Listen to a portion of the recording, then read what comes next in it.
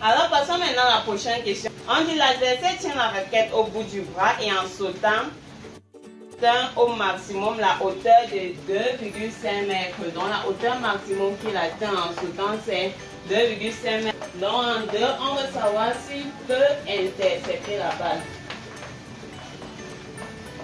Alors est-ce que notre joueur peut intercepter la balle?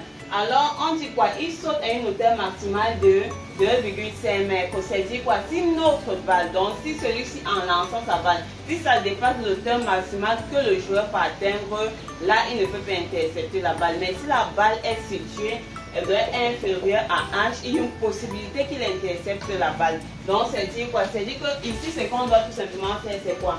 On calcule Y, c'est-à-dire la hauteur de notre balle lorsque on est à la position du second joueur.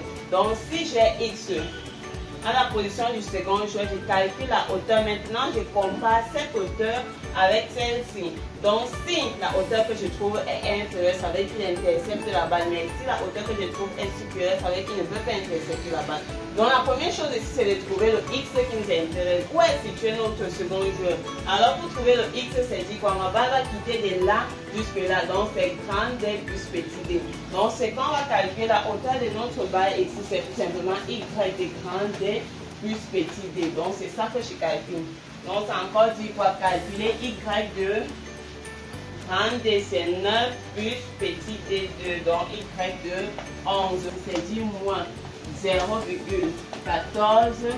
fois 11 au carré plus 1,73 fois 11 plus 0,5. Alors en calculant Y de grand D plus petit D, tu trouves tout simplement 2,59 mètres. Qu'est-ce qu'on constate? 2,59. Donc on a 2,59 c'est supérieur à 2,5. Ceci revient à dire que la hauteur de notre balle à la position du second joueur sera supérieure à la hauteur maximale qu'il peut atteindre. Donc notre joueur, le joueur n'intercepte pas la balle. Le joueur n'intercepte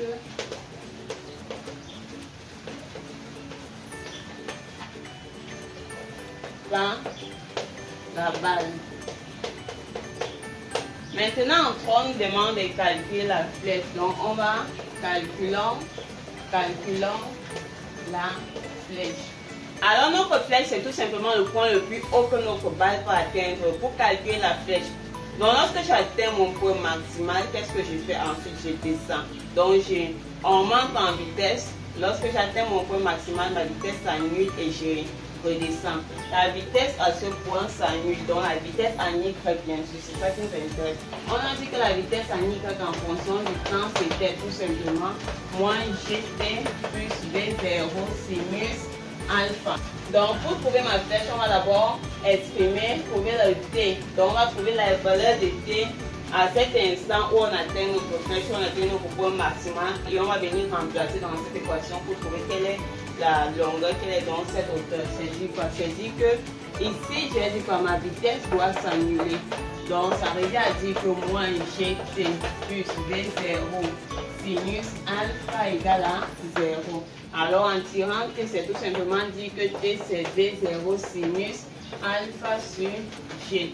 Maintenant je viens donc, on peut appliquer directement. Donc c'est dit qu'en appliquant, en termes d'application numérique, notre T c'est V0, donc 12 fois sinus de 60 degrés sur 9,8. Donc ceci c'est 1,06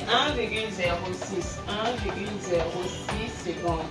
Donc maintenant pour trouver cette hauteur que l'on cherche, c'est dit quoi? On a que l'équation Y en fonction du temps, c'était tout simplement moins 1 demi d GT carré plus V0 sinus alpha dt plus H. Donc pour notre hauteur en remplaçant T par 1,06, donc c'est Y de 1,06 c'est quoi? C'est moins 1 demi fois 9,8 fois B au carré, donc 1,06 au carré, plus B, 12, sinus 60, fois 1,06 plus 0,5. Alors la hauteur maximale que l'on trouve, c'est 5,38 mètres. Donc voilà notre flèche. La plus grande hauteur qu'on puisse atteindre. Maintenant, passons à la quatrième et la dernière question. On nous dit que la ligne de fond étant située à L, 12 mètres du filet. Donc voilà notre ligne de fond. Voici son filet, c'est situé là. Voici la ligne de fond. On dit quoi? On dit la balle peut-elle retomber dans la surface des jeux? Autrement dit, le lob est-il réussi? Donc notre lob sera réussi si évidemment si la balle retombe ici. Donc si ça traverse la surface des jeux, tu perds. Donc pour trouver cela, alors en 4, on vérifie si le lob est réussi. Donc vérifions si le lob est réussi. Alors qu'est-ce que je dois faire? Je dois en fait trouver où est-ce que ma balle atterrit. Donc lorsqu'elle finit sa trajectoire, où est-ce qu'elle tombe? Est-ce là ou là? Donc ici c'est en fait autrement dit ma portée. Où est-ce que ma balle tombe lorsqu'elle finit sa trajectoire? Si tu remarques bien, lorsque notre balle va arriver au sol, on aura y de x qui est à 0. Donc je veux connaître ce x de telle sorte que y de x soit égal à 0. Donc c'est l'équation que l'on résout. Maintenant on va déterminer ce x. Alors lorsque tu finis de trouver ça, tu vas trouver quelle est la valeur de x. Donc où est-ce que x atterrit? Maintenant tu compares. Si je calcule la balle qui tourne, on commence au point O. Maintenant je trouve est-ce que l'addition des deux, si ça plus ça est supérieur ou inférieur à ce que je trouve. Si c'est supérieur à ce que je trouve, ça veut dire que ma balle tombe bien à quelque part là. Mais si c'est inférieur, ça veut dire que ma balle a dépassé. Donc l'eau n'est pas réussi. Donc on va d'abord résoudre cette équation. Alors notre y de x, on a trouvé moins 0,14 x au carré plus 1,73 x plus 0,5 égale 0. Alors, résoudre une équation de second degré. Notre discriminant ici c'est b au carré moins 4 ac. Donc on trouve 3,45. Donc en faisant racine de delta, ça sera 1,85. Donc voilà notre racine de delta. Maintenant la première solution, ça sera moins b, donc moins 1,74 moins racine de delta sur 2 fois alpha moins 0,14. Donc ceci, ça nous donne encore 12,78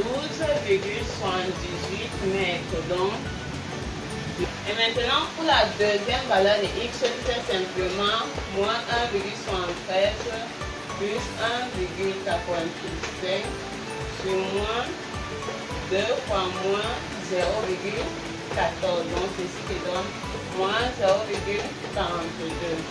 Donc ce qu'on en fait choisi, c'est la distance aussi. Donc c'est ça que tu choisis. La distance plus grande, distance positive. Maintenant, qu'est-ce que je dois vérifier? Je dois vérifier que la distance de D jusqu'à le terrain de jeu, c'est ça.